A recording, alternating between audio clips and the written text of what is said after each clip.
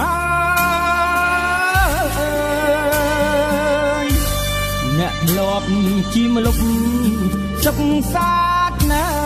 ត្រានត្រើយមិនដឹងថ្ងៃណាឡើយបានជួបជុំ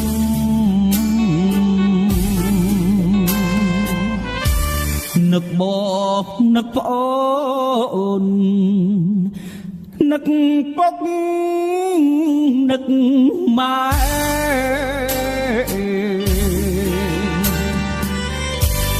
ចម្រៀង